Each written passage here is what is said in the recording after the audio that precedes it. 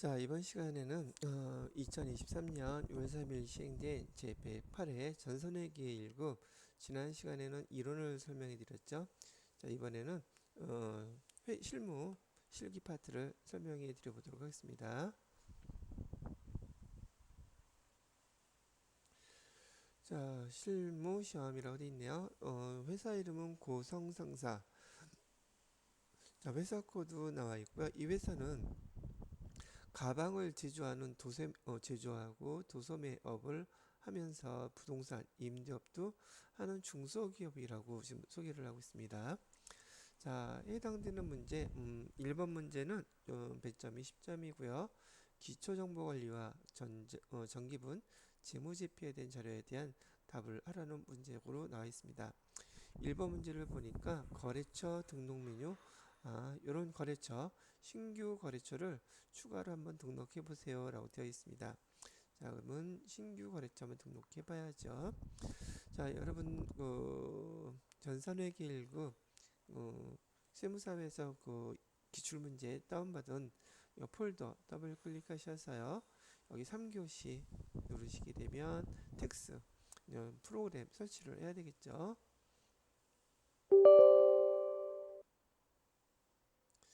자, 수험 번호는 2111, 1112 이렇게 하시면 되겠고요. 여러분의 이름 쓰시면 되겠죠. 저는 하얀솔이라고 쓸게요. 설치. 이렇게 하면 108회 기출문제 실기 프로그램이 이제 설치가 되겠죠. 예, 됐네요.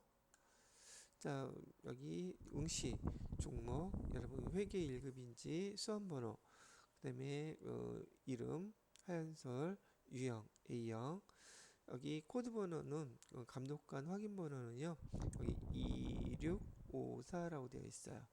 로그인해서 들어가시면 되겠죠. 자, 됐죠. 자, 여기 다시 한번 여러분의 그 정보 확인하시고요. 지금 회사에서 거래처 등록을 해달라 그랬었죠. 신규 거래처 클릭해 주시고요. 이렇게 뜨죠. 자, 여기에다가 맨 밑으로 가셔서 코드 번호는 3000번으로 입력하실래요? 여기다가 맨 밑에다가 3000번 이렇게 눌러주시고요. 그 다음에 거래처명은 주 나우전자라고 되어 있어요. 나우전자. 그 다음에 여기 형태는 동시, 유형은 동시라고 해줬으니까 3번. 그 다음에 사업자 등록번호 10881135579. 대표자 성명은 김나우라고 되어 있네요. 김나우. 그 다음에 업태 종목, 업태는 제조, 종목은 전자제품이라고 되어 있습니다. 자, 이렇게 주소를 입력할 때 여기 시험 문제에서 주소 입력할 때 우편번호 입력 생략해도 무방함이 있기 때문에 여기다가 그냥 인터넷으로 조회하지 마시고요. 서울 특별시 서초구 명달로 104 이렇게 해놓으시고 보통 동주소는 밑에 나와 있죠. 가로 해놓고 서초동 이렇게 해주는 게 깔끔하지 않을까 싶네요. 자, 그래서 여기 지금 거래처 정보 신규 거래처 정보 주어진 대로 쭉 다 입력을 해 보셨네요. 자, 이렇게 입력하시면 됩니다. 주어진 자료는 다 입력했으니까요. 됐죠? 자, 그 다음에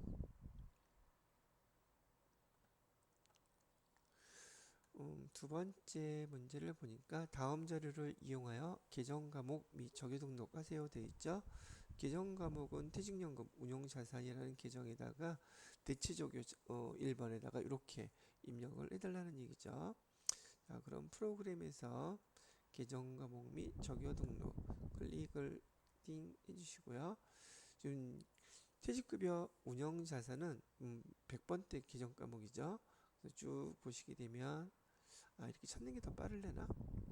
여기에다가 오른쪽 마우스 클릭해서 찾기를 누르세요. 그다음에 여기다가 퇴직 연금 운용 자산에서 찾아달라고 하면 투자 자산에 해당되는 계정으로 요 맨 밑에 나와요. 항상 여기 위로 좀 올려볼게요. 여기 맨 밑에 주회가 돼요.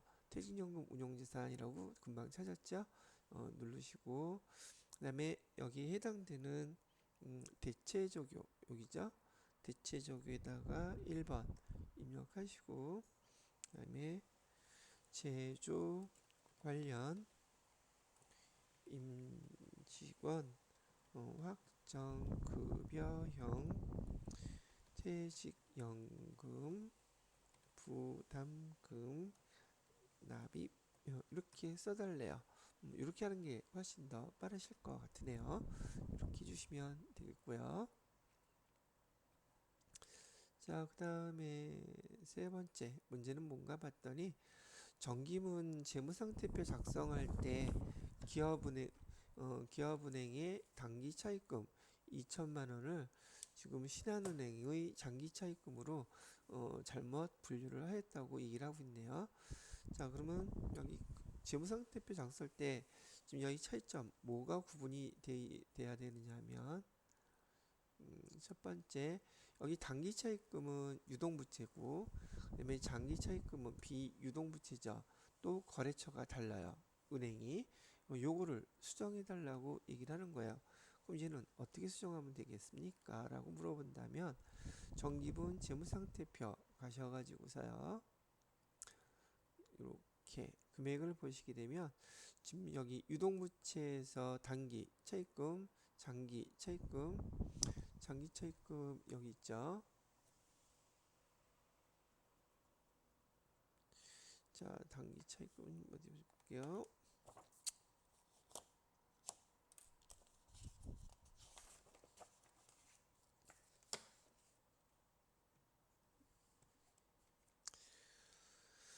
자, 정기분 재무상태표 기업은행의 단기 차입금 지금 여기에서는 단기 차입금인데 신한은행이 장기 차입금으로 잘못 입력했다고 했으니까 장기 차입금은 없어야 되겠죠. 그래서 장기 차입금은 여기 삭제해서 데이터 삭제하시겠습니까? 네, 이렇게 눌러서 삭제해 주시고요. 여기다가 단기 차입금 이걸 선택해서 금액을 2천만 원 이렇게 입력해 주시면 딱 맞아 떨어졌죠. 다른 거 손댈 필요 없습니다. 이렇게 하나 정리를 해 주시면 되고, 자, 그 다음에 여기서 또 문제에서 요구했던 것이 거래처별 초기 2월도 다시 또 수정 삭제 해줘야 되겠죠. 그래서 거래처별 초기 2월 하셔서 자, 여기 그 장기 차입금 어디가 있죠? 다시 불러오기 해야 되겠네요. 수정한 게 있으니까 불러오기 하셔서요. 여기 장기 차입금이 있었나요? 장기 차입금은 저기 없애버리고 수정을 했으니 여기 안 나타나겠죠? 단기 차입금 여기다가 신한 기업은행이라고 입력해 주시면 되겠네요. 기업은행 금액은 2천만 원. 그러면 신한은행으로 잘못 장기차입금 분리했던 거 이렇게 수정해 주시면 될 것 같아요. 야, 됐습니다. 장기차입금은 없어요. 왜냐하면 아까 우리가 계정 다시 불러온 게 수정한 재무상태표의 계정들을 다시 불러왔기 때문에 여기 장기차입금은 우리가 앞에서 지워버려서 여기 나타나지 않는다는 얘기죠. 예, 이것도 이렇게 수정해 주시면 되겠습니다. 자, 이렇게 해서 지금 여기 기초자료, 기초정보 관리하고 정기분 재무제표에 대한 세 문제 간단하게 한번 풀어봤죠. 자, 2번 문항은 일반 전표 입력 문항이네요. 자, 8월 1일 날 거래를 보니까 미국 은행이라고 그랬죠.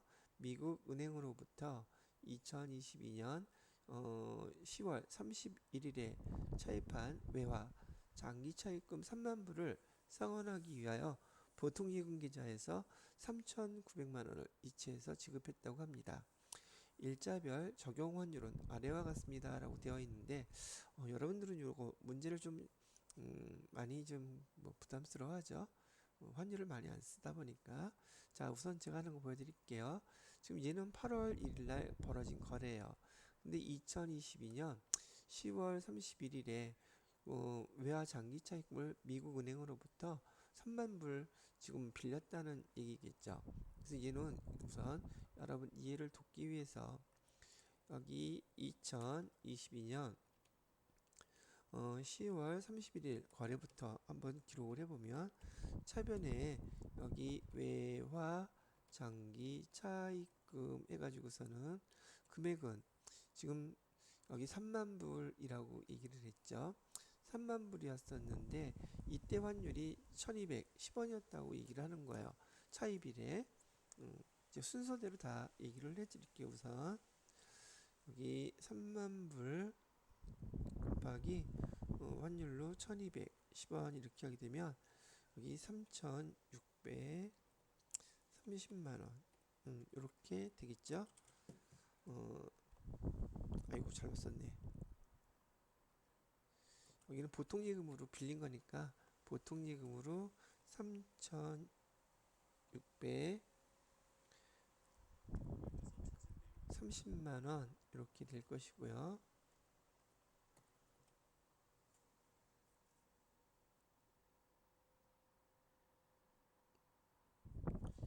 그다음에 대변에다가는 이제 부채니까 외화 장기 차입금에서 3630만원 이렇게 됐었을 거란 말이죠. 자, 그런데 2022년 12월 31일 날 환율 평가를 해야지 돼요. 이 부채가 환율 12월 31일 날 환율로 얼마만큼 차이가 있었는지를 확인하기 위해서 보니까 12월 31일 날은 1250원이었다고 하네요. 자, 그러면 12월 31일 날 우리 이 부채는 지금 돈을 빌릴 때는 원화로 1210원을 빌렸는데 기말에 보니까 1250원을 갚아야 돼요. 그러면 1달러당 40원을 더 갚아야 되니까 우리한테는 뭐가 더 증가한 거예요? 부채가 더 증가한 거죠. 연말 기말에는 증가나 감소한 만큼에 대한 것만 평가를 해서 그 금액을 그 부채의 금액을 일치시켜 줘야 되기 때문에 우선 40원 곱하기 3만 불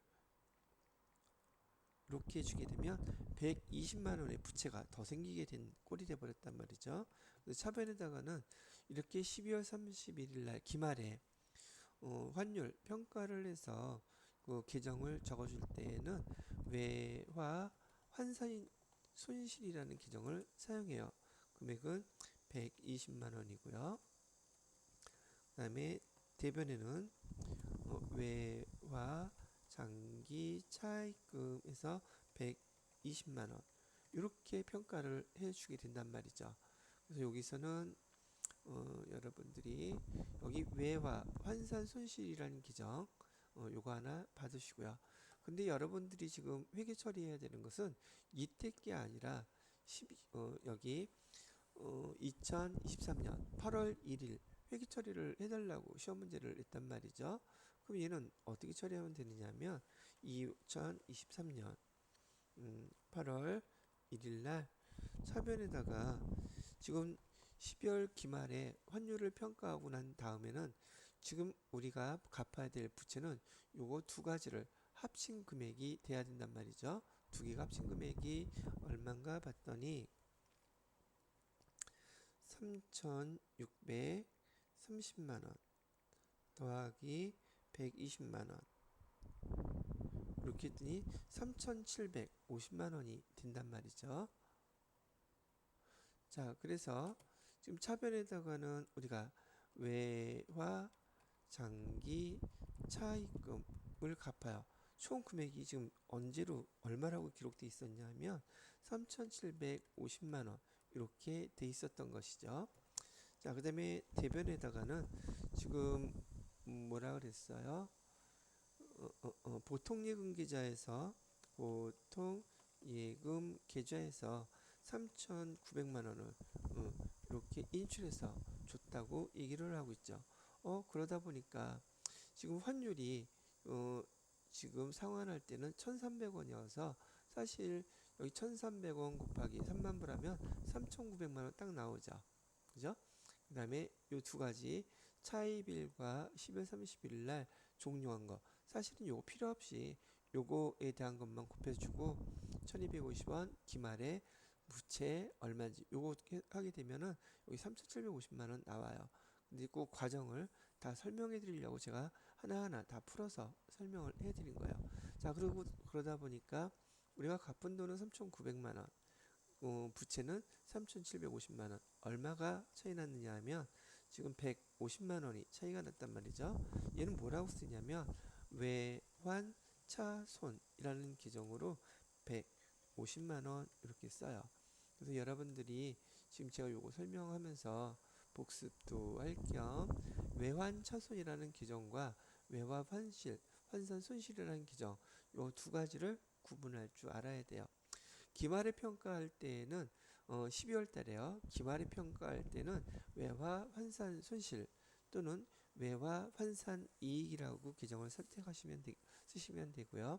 실제적으로 여기 외화를 거래를 해서 차이가 환율 때문에 차이가 나는 경우에는 외환 차손 또는 외환 차익 이렇게 기록을 하시는 거랍니다. 그리고 혹시나 계정이 잘 기억이 안 나게 되면 실기 프로그램에서 계정 주의하실 수 있을 테니까 기말에는 긴 거 쓰세요.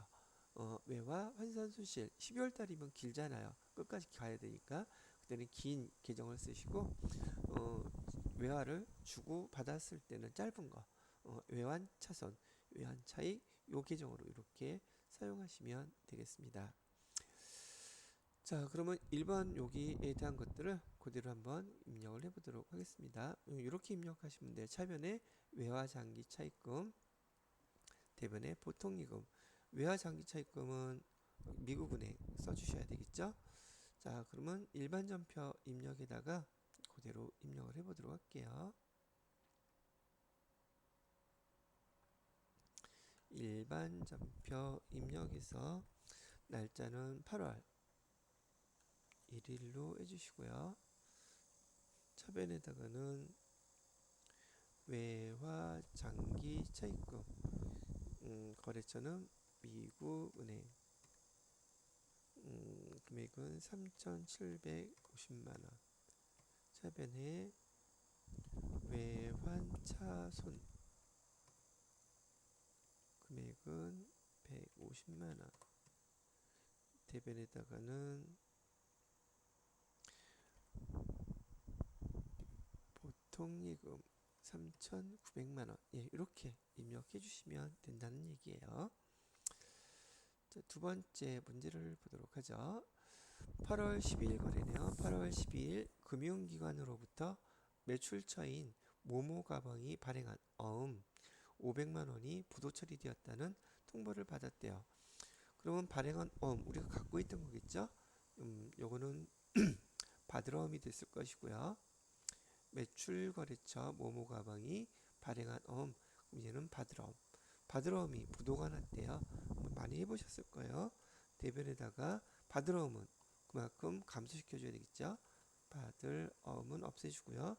여기 거래처는 모모 가방이라고 써주시고 금액은 5천만 원. 그럼 이 문제는 받으러움에 대해서 차변에다가 계정 뭐라고 쓰는지를 아는지 물어본 거예요. 차변에다가는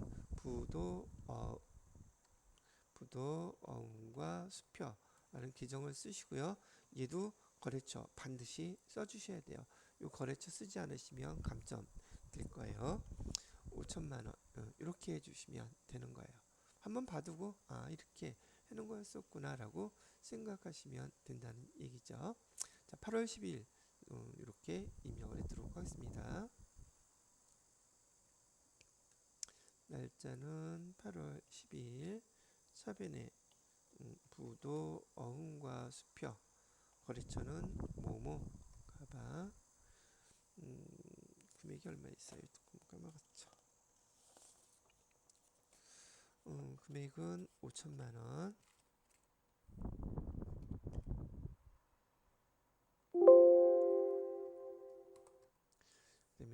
대변에다가는 바드럼이고 112 모모 가방 5천만원 이렇게 둘 다 거래처를 써주셔야지 돼요. 자, 그 다음에 세 번째를 볼까요? 8월 23일 임시주주총회에서 6월 21일, 6월 29일 결의하고 미지급한 중간 배당금 1,000만원에 대해서 원천징수 세액을 154만원 제외한 금액을 보통예금 계좌에서 지급했다고 그러네요. 회사에서 현금 배당한 거 중간 배당금 지급했다는 얘기예요. 그러면 우리 6월 29일 날 배당금이기 때문에 미지급 배당금 이렇게 해놨겠죠. 여러분이 한번 조회를 해봐 줄게요. 여기 6월 29일 보게 되면 여기 미지급 배당금 1,000만원 이렇게 해놓은 거 있죠. 확인을 해보시고 날짜는 8월 실날로 되어 있어요. 8월 23일로 8월 23일 차변에다가는 저 미지급 배당금 금액은 1,000만원 써주시고요. 자, 대변에다가는 지금 거기 배당금을 지급할 때에는 거기 원천징수를 하고 세금 띄고 줘야 된단 말이죠. 그래서 원천징수 회사에서 우리가 원천징수를 하게 되면 계정은 예수금 쓰기로 했었죠. 예수금으로 154만원 이렇게 원천징수하고 나머지 금액을 갖다가 보통예금 계좌에서 지급을 했다고 하는 거예요. 이렇게 회계 처리해 주시면 되는 거죠. 자, 그러면 3번 문제도 간단하게 한번 해봤죠. 자, 그 다음에 4번 문제 볼까요? 4번 문제는 8월 31일 제품의 제조 공장에 사용할 기계장치 주주로부터 무상으로 받았다. 이건 기계장치뿐만이 아니라 무상으로 받는 유형 자산에 대해서 차변에 이는 기계장치 받았다 그랬으니까요. 기계장치 금액은 공정가치로 항상 쓰셔야 됩니다. 공정가치로 써주시고요. 대변에다가는 자산 수증이익이라는 계정을 아는지 물어본 거예요. 자산 수증이익이라고 해서 550만원 이렇게 써주시면 돼요. 문제는 되게 간단한 거였었어요. 자, 4번 문제는 날짜가 8월 31일 차변에 기계장치라고 해주시고요. 금액은 550만원 대변에다가는 자산 수증 이익 해가지고서 550만원 예, 이렇게요. 자, 그 다음에 9월 11일 단기 매매 차익을 목적으로 주권 상장 법인인 대우전자 우리 회사가 아니라 타 회사 주식을 사는 거네요. 목적이 단기 매매 차익이 목적이라고 했으니까 타회사 주식 대우전자 주식 200주 타회사 주식을 살 때 액면가액 전혀 상관없다 그랬어요. 한 주당 2,000원에 취득을 했대요. 그러면 2,000주 2,000원 그러면 얼마가 나와요? 2,000주 곱하기 2,000원 400만원 나오네요. 자, 증권 거래 수수료 만원을 포함한 대금 모두 보통예금 계좌에서 지급했다고 하네요. 자, 그러면 주식값은 차변에 이렇게 써야겠죠.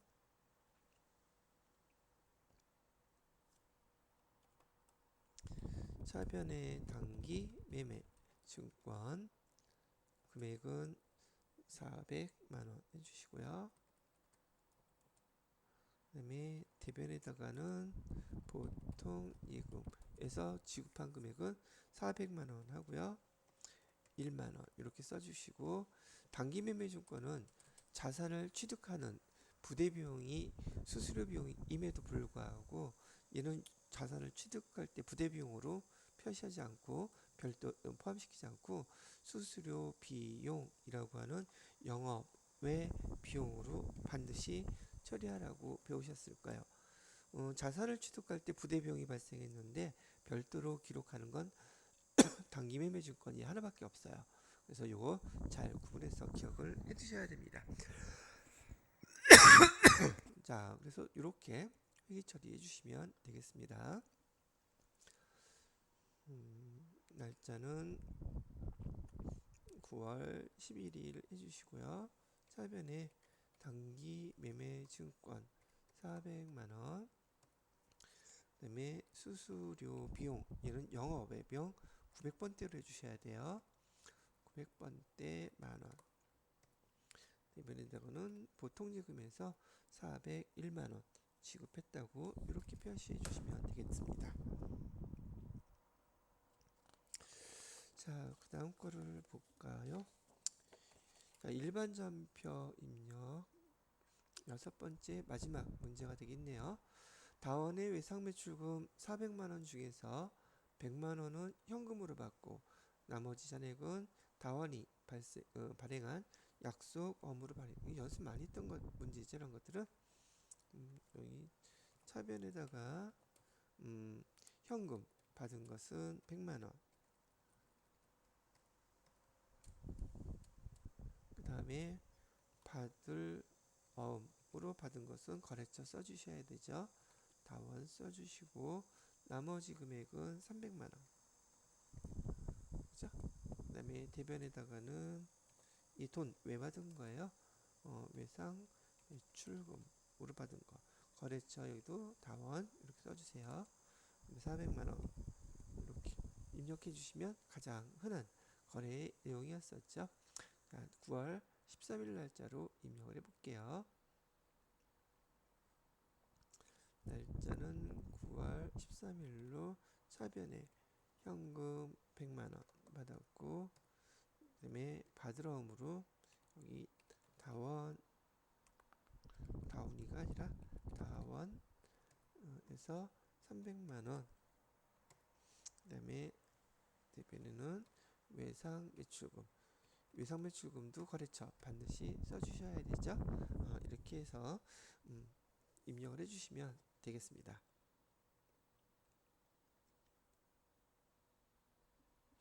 자, 문제 3번 문제는 메인 매출전표 입력에 관련된 문제예요. 총 6문제 3점씩 나와 있고요. 자, 얘도 하나씩 입력을 해보도록 할게요. 7월 13일 날짜하고 뭐 특이한 게 뭐가 있나 한번 보는 거죠. 7월 13일 날짜로 메인 매출전표에다가 남양 가방의 제품을 판매하고 대금은 신용카드로 결제를 받았네요. 그러면 매출로 카드로 결제받은 것이니까 부가세 유형 코드번호 17번 과가 선택해서 해당 자료 입력해 주시면 되겠네요. 그리고 신용카드 판매 매출채권 외상 매출금으로 처리해달라는 얘기겠죠. 여기 금액 보시고서 그대로 입력을 하도록 할게요. 카드 종류는 BC카드라고 나와 있네요. 자, 그대로 입력을 해보자고요. 날짜는 일반 전표 입력 이런 전 닫고요. 여기서 메인 매출 전표 입력 클릭하시고요. 날짜는 7월 13일. 자, 부가세용은 카드로 결제 받았고요. 제품을 판매에 따랐으니까 제품 쓰시면 되겠어요. 여기는 카과일 때는 공급대가 입력하면 되겠죠. 공급대가 이렇게 입력하면 공급가액하고 색 500만 50만원 자동으로 띵 나눠질 거고요. 거래처는 남양 가방이라고 그랬죠. 남양 가방. 그 다음에 신용카드사는 BC카드라고 되어 있었고요. 자, 분기는 지금 4번 카드로 결제를 했죠. 외상 매출금 되어 있고 제품 매출 부가세 흔한 거래 내용 중 하나고 회사에서 실무에서도 제일 많이 거래가 일어나는 것 중에 하나인 거래였었어요. 자, 이렇게 해서 첫 번째 문제는 간단하게 처리가 됐네요. 그 다음에 9월 5일 거래를 볼게요. 특별 주문 제작하여 매입한 기계장치가 완성돼서 특수 운송업체 전문 업체인 쾌속 운송을 통해 기계장치를 인도받았다고 하네요. 자, 우리가 주문 제작한 기계장치 받았대요. 그리고 운송비 부가세 포함한 금액을 보통 예금 계좌에서 이체해서 줬다고 얘기하고요. 증빙 서류가 중요하죠. 보통 예금 계좌에서 이체를 해서 주고 전자세금 계산서 수취했다고 하네요. 그러면 우리가 얘는 기계장치를 사면서 발생한 운송비니까 매입할 때 자산을 매입할 때 들어가는 비용 부대 비용이라 그랬죠. 여기다 포함시키라는 말은 이 운송비라고 쓰면 안 되고 얘도 똑같이 우리 원재료나 상품 샀을 때 운송비 들어간 거하고 똑같이 이런 기종을 뭐라고 써주셔야겠어요. 얘는 기계장치 살 때 운반비, 운송비가 들어간 거니까 얘는 기계장치라고 하는 자산으로 써주시는 거예요. 기계장치 금액은 50만원 세금계산서 받았다고 했으니까요. 그 다음에 대변에다가는 보통예금 금액은 55만원 이렇게 해줬겠죠. 세금계산서이니까 당연히 여기 부가세 대급금에서 5만원 이렇게 뭐 있을 거고요. 예, 이렇게 입력을 해주시는 거예요. 자, 그러면 얘는 매입세금계산서이니까 부가세 유형은 51번 그냥 과세로 처리하면 되겠죠. 자, 그래서 과세로 그대로 처리해 보도록 하겠습니다. 날짜는 9월 5일로 해주시고요. 그다음에 얘는 세금계산서 받았다고 했으니까 여기 세금계산서 그다음에 기계 뭐 그냥 운송비 쓰셔도 될 것 같아요. 그다음에 공급가액에다가는 50만원 그다음에 거래처는 쾌속 운송이라고 했었죠. 어디 갔냐? 문제가 안 보여슈. 그다음에 거주코드는 쾌속 운송 세금계산서를 받았고 분계는 여기 지금 혼합분계로 해줘야겠죠. 그래서 부가세 대급금 차변에 원재료가 아니라 기정은 기계장치로 바꿔주시고요. 부대비용이니까. 그 다음에 대변에다가는 보통예금 계좌에서 이체했다고 했으니 보통예금으로 55만원 이렇게 해주시면 두 번째 문제도 마무리가 됐네요. 이렇게 해주시면 돼요.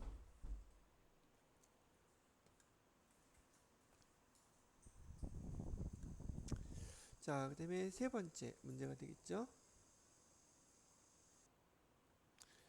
자, 세 번째 문제는 날짜가 9월 6일 정도 정밀로부터 제품 인가공 계약에 따른 여기다가 제품 인가공 계약이라는 것은 외부 업체에다가 우리 거 만들어 달라고 의뢰한 거예요. 그래서 제품을 납품받고 전자세금계산서 수취했다고 하니 매입세금계산서죠. 그럼 우리는 얘가 매입세금계산서일 경우는 51번 과세 매입세금계산서인지 54번 불공 매입세금계산서인지 반드시 구분하셔야지 돼요.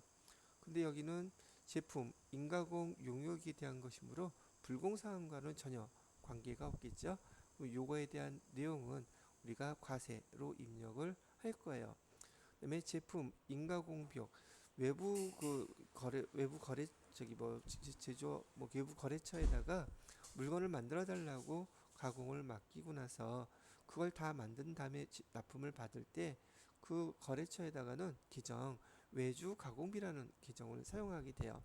여기서 현재 무슨 계정이라고 이렇게 알려줬는데 대부분 이렇게 외주 가공비라는 계정은 이렇게 인가공 용역을 맡겼을 때 비용 처리하는 계정이다 이렇게 알아두시면 되겠고요. 자, 1,000만원 부가가치세 별도이고 전액 보통예금 계좌에서 이체했다고 하네요.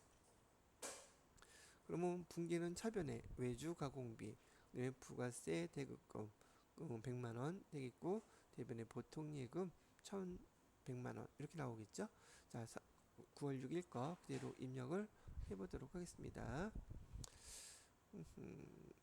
자, 날짜는 9월 6일로 해주시면 되겠고요. 부가세 유형은 51번 과세. 그다음에 이거는 외주 가공 뭐 이렇게 쓰시면 될 것 같고요. 뭐 인가공 용역 이렇게 써도 상관은 없어요. 공급가액은 1,000만원. 그다음에 거래처는 정도 정밀 세금계산서 받았고 자 분계는 혼합분기를 해주셔야겠네요. 자, 여기 계정을 외주가공비로 바꿔주셔야 돼요. 외주가공비 500번대. 외주가공비는 800번대가 없습니다.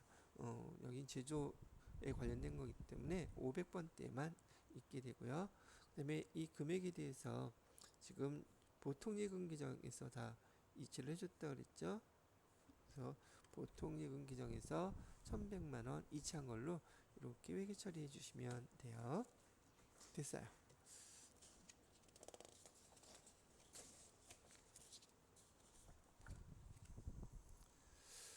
자, 그 다음에 네 번째는 뭔가 9월 25일 거래고 제조공장 인근 육군 부대에 3D 프린터 육군 부대에 3D 프린터기를 외상으로 구입해서 기증했대요. 아래와 같은 전자세금 계산서 증빙서류 받았죠. 그럼 매입세금 계산서인데 얘는 51번 과세로 해야 될까요? 54번 불공으로 해야 될까요? 불공사항 중에 제가 설명해 드렸던 불공사항 6가지 있죠. 6가지 중에서 얘는 지금 우리 회사에서 사용하려고 사는 것이 아니라 우리 회사에서 사용하는 것과는 우리 사업과는 관계가 없어요. 그래서 얘는 사업과 무관한 자산을 사서 기증한 것이기 때문에 불공이라고 처리하시고 이 해당되는 금액들을 입력을 해 주셔야 된다는 얘기죠. 사업 무관이죠. 자, 그럼 요 계정은 물론 불공 처리하게 되면 이 공급가의 세액, 이 금액이 모두 다 기부금 처리하면 된다는 얘기이기도 하고요. 자료를 보시고 그대로 입력을 해보도록 하겠습니다. 자, 날짜는 9월 25일로 해주시고요. 불공 처리하셔야 되겠죠. 그 다음에 여기 3D 프린터 수량 그대로 입력해 주시는 게 좋겠죠. 350만원. 자, 그 다음에 거래처는 목포전자라고 되어 있네요. 목포전자 세금계산서 발급받았고요. 그 다음에 여기 딱 나와 있죠. 사업과 직접 관련이 없는 지출이라고 치시면 되고, 분계 유형은 지금 다 외상으로 해놨었죠. 외상으로. 그럼 여기 외상하면 안 되죠. 지금 프린터이기 때문에 우선 이 원재료를 전체 다 기부금이라고 바꿔주시고요. 그 다음에 대변에다가는 돈 아직 지급하지 않았기 때문에 미지급금 목포전자로 해서 이렇게 처리해 주시게 되면 부가세 대급금은 나타나지 않았죠. 요 두 개 다 합친 금액이 다 기부금으로 불공 처리를 하게 되면 공급가액 세액 두 개 다 합친 금액이 여기 기부금 이 금액으로 이렇게 합친 금액으로 포함이 돼서 회계 처리가 된다는 거 잘 알아두시라고 얘기해 드리겠습니다. 자, 됐고요. 그 다음에 5번 문제를 볼까요? 5번 문제는 10월 6일 본사 영업부에서 사용할 복합기를 구입하고 대금은 하나카드로 결제했다고 하네요. 그러면 영업부에서 사용할 복합기라고 하면은 여기 비품이겠네요. 그죠? 그럼 차변의 비품은 150만원이 될 것이고 부가세 대급금 15만원, 그 다음에 대금은 대변의 미지급금, 거래처는 하나카드 이렇게 분기하시면 끝나는 거겠죠. 카드로 결제했다고 했으니까 57번 카과라고 부가세 유형 선택해서 입력하시면 되겠네요. 자, 그래서 입력을 또 똑같이 해보도록 하겠습니다. 날짜는 10월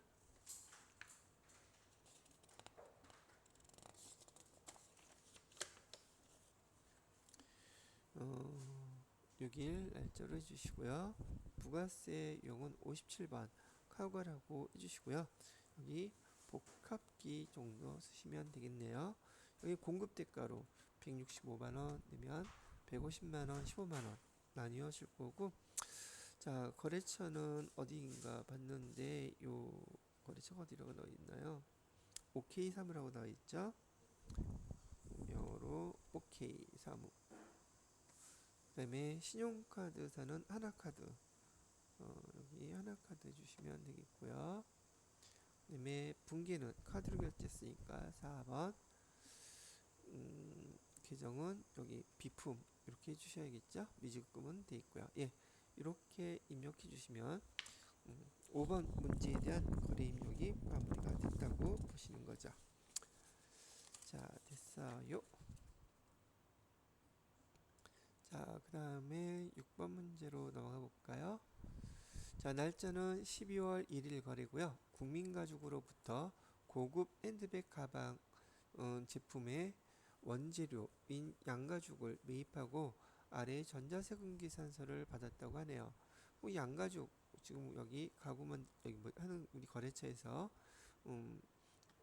가방 등 만드는 거래처에서 이거 샀을 원재료가 되겠죠, 그대로. 그래서 얘는 매입세금계산서 받았는데 51번 과세로 해당되는 사항 가장 일반적인 거래로 입력해 주시면 될 것 같아요. 그래서 공급가액은 250만원, 세액은 25만원. 근데 현금으로 25만원 먼저 받았고 얘는 다 외상매입금으로 처리해 주시면 되겠네요. 그죠? 혼합분기로 눌러야겠다. 그죠? 자, 그럼 그대로 내용을 한번 입력해 볼게요. 날짜는 12월 1일로 해주시고요. 자, 유형은 51번 과세로 해주시고 여기다 양가죽 해주시면 돼요. 그 다음에 단가는 250만원.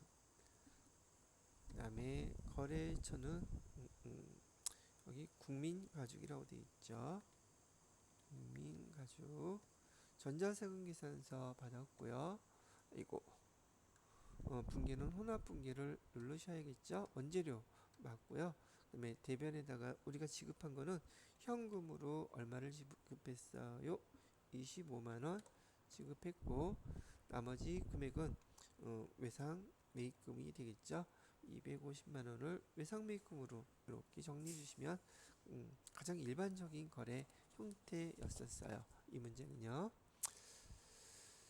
자, 그 다음에 이렇게 해서 지금 6가지의 문제를 여러분들하고 같이 한번 풀어봤네요. 일반 전표 입력 6문제, 메인 매출 전표 입력 6문제. 다음번 4번 문제는 일반 전표 입력, 메인 매출 전표 입력에서 오류 수정 관련된 문제를 2문제를 냈어요. 자, 그러면 7월 22일 거래를 보니까 7월 20일 뭐가 오류인가 봤더니 제일자동차로부터 영업부의 업무용 승용차 공급가액은 1,500만원 부가지수 별도 구입하여 대금은 전액 보통예금계좌에서 지급하고 전자세금계산서 발급받았대요. 그러면 얘는 메인 매출 전표에다가 입력을 해놨겠죠.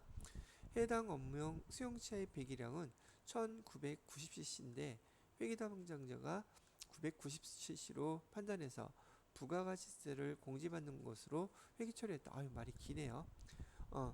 여기 세금계산서 받았을 때 990cc 경차 이상 되는 것들은 여러분이 부가세 유형을 불공으로 입력해야 되고 990cc 경차인 것은 매입세금계산서 관련된 또 세금계산서 받으면 51번 과세 즉 부가세 대급금을 공제받는 걸로 이렇게 입력을 한단 말이죠.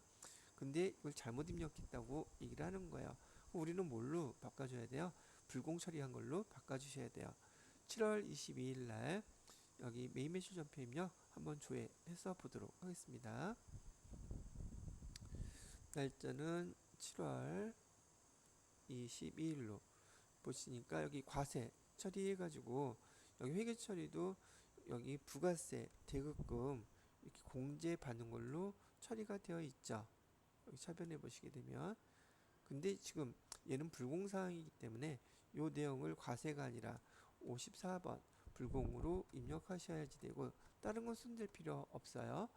불공제 사유가 1000cc이기 때문에 비영업용 소형승용차라고 요거 선택해 주시고 혼합 누른 다음에 여기 전체를 다 뭘로 계정을 써 주셔야 되냐면 여기 차량 운반구 계정은 그대로 쓰시면 돼요.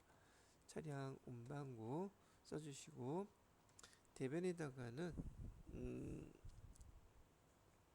보통예금계좌에서 이체했다고 그랬으니까 보통예금계좌에서 1650만원 이렇게 수정을 해주시면 된다는 얘기를 합니다.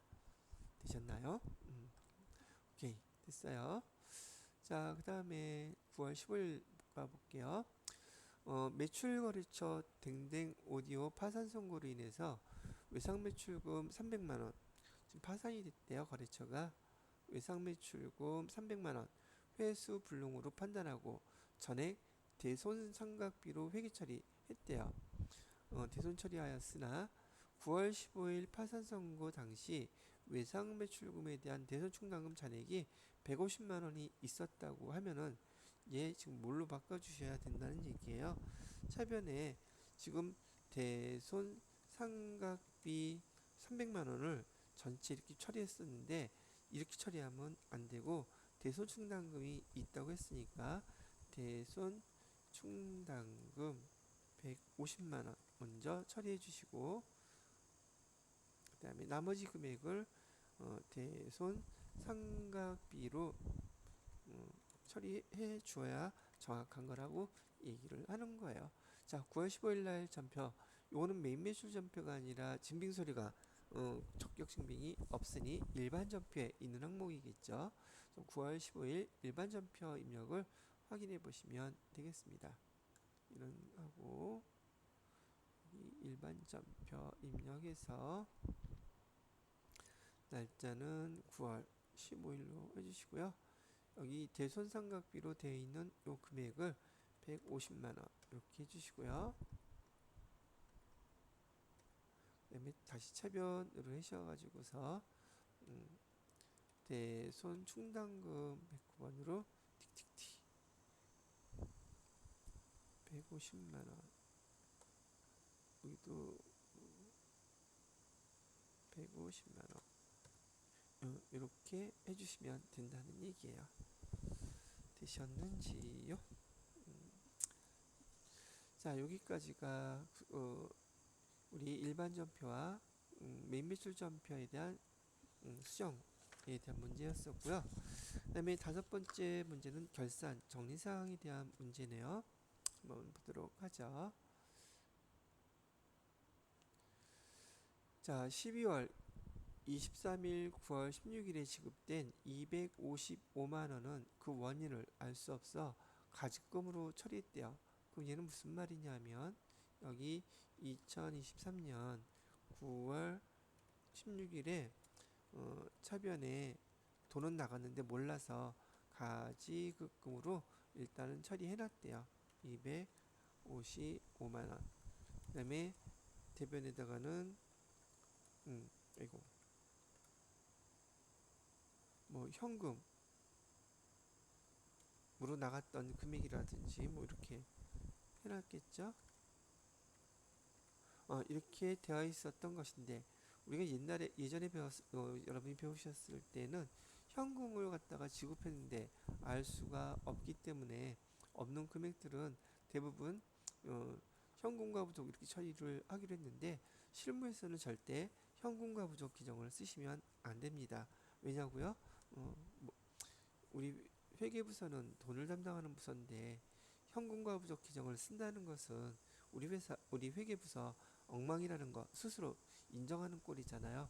그래서 대부분 메모해 놓고 찾던지 아니면 이렇게 가지급금 규정을 실제로 쓰는 것이지 실무에서 현금과 부족 규정 쓰시면 경을 칩니다. 아주 쓰시는 거 아니에요. 자, 이런 상태였었는데 12월 31일 날 찾아봤더니 12월 31일 날 그 결과가 어떻게 됐었느냐 하면 250만원은 외상매입금 상환했던 거였었대요. 그래서 가지급금을 다 없애주셔야 되는데 255만원을 찾아야 되는 금액 중에서 지금 외상매입금이 250만원이 있었대요. 거래처 써주셔야 되겠죠. 여기다가 하나무요. 그 다음에 여기 대변에다가는 결산 때 가지급금 규정 남으면 안 되죠. 그래서 대변에다가는 가지급금 255만원 이렇게 써주시고요. 그럼 나머지 차액 5만원은 모였다고 그래요. 나머지 금액은 원인을 알 수 없어 당기 비용 중에 영업의 비용, 이거 잡손실이에요. 잡손실 계정으로 처리했다고 알려주고 있는 겁니다. 이렇게 회계 처리하시라고 알려주는 거죠. 자, 그래서 12월 31일 날짜로 여러분들은 이렇게 회계 처리를 해주시면 되겠어요.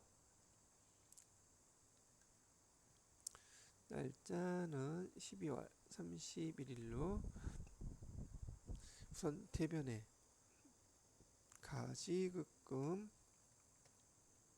255만원 싹 다 없애주시고 차번호는 외상매입금이라고 해주시고요.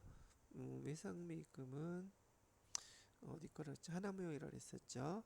하나무역 써주시고 250만원, 나머지는 잡손실 해서 5만원, 이거 이렇게 해주시면 돼요. 자, 그 다음에 2번 문제를 보니까 결산일 현재 필립전자에 대한 외화 단기대여금, 단기대여금이 3만불 있대요. 잔액은 6천만원이라고 얘기를 하고 있네요. 결산일 현재 기준 환율은 1달러당 2,200원이라고 가르쳐주고 있어요. 단 외화 단기대여금도 단기대여금 처리해달라고 하네요. 그럼 이런 문제 나올 때 여러분들은 제가 수업 시간에 말씀드렸던 것처럼 항상 환율 갖고 먼저 한번 이해를 해보시는 게 빨라요. 그래서 6천만 원을 3만 불로 나눠봐요. 6천만 원을 나누기 3만 불로 하게 되면 지금 이때 환율이, 우리가 빌려줄 때 환율이 얼마였었느냐 하면 2,000원이었다는 것을 알 수 있어요. 자, 단기 대여금은 우리가 돈을 빌려준 거잖아요. 빌려줄 때 원화로 우리가 2,000원에 빌려줬는데 지금 우리가 기말해 보니까 2,200원을 받을 게 있다는 거예요. 그러면 보시기에도 200원 더 받게 생겼네. 그러면 아직 실제로 받은 건 아니지만은요. 그래서 차변에 그 차액을 지금 단기 대여금 해주시고 지금 200원씩 지금 1달러당 200원을 더 받게 생겼는데 더 받게 되죠. 금액은 지금 몇 달러라고 그랬어요. 달러는 3만 달러라고 했잖아요. 요거 곱해주게 되면 금액이 얼마가 나와요? 200원 곱하기 3만 달러 하니까 600만 원이 이익이 생겼네요. 실제로 받은 건 아니지만 기말 현재 이렇다는 얘기예요. 그 다음에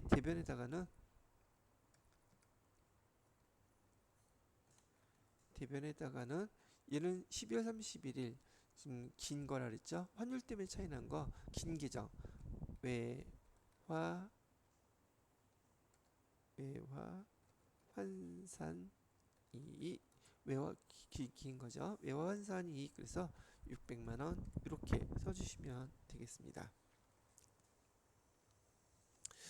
자, 그다음에 단기대여금도 거래처는 넣어주셔야 될 거고, 자, 여기 결산 2번에 대한 문제도 해볼게요.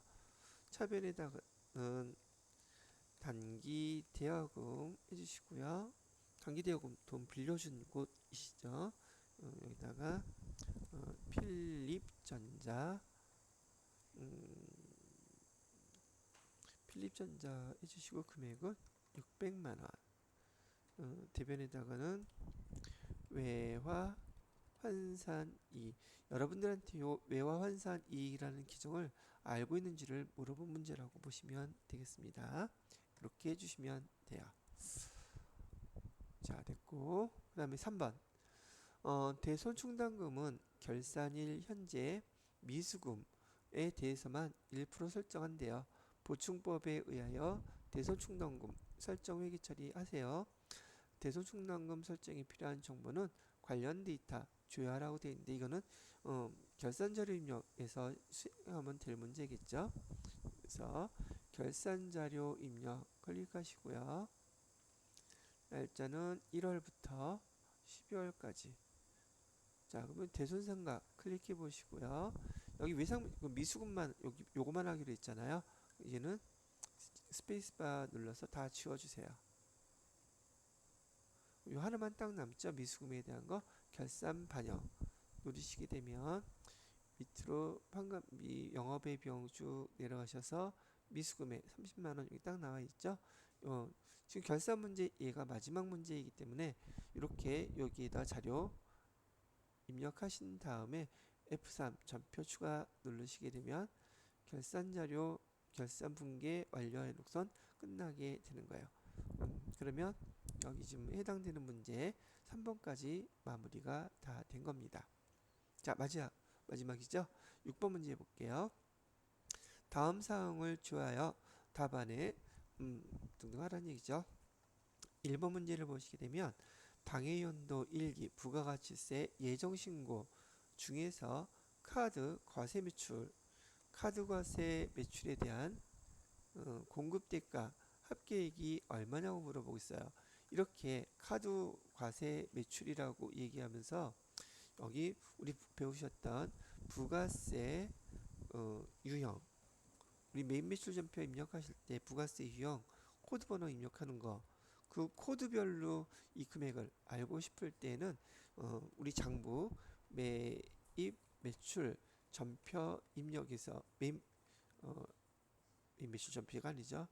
매입 매출장이라고 하는 장부에서 조회를 하셔야 된답니다. 한번 보도록 할게요. 자, 여기서 장부 어디 갔죠? 있죠? 여기 메인 매출장 클릭하시고요. 부가가치세 관련된 그 유형별로 여기서 조회를 할 수 있어요.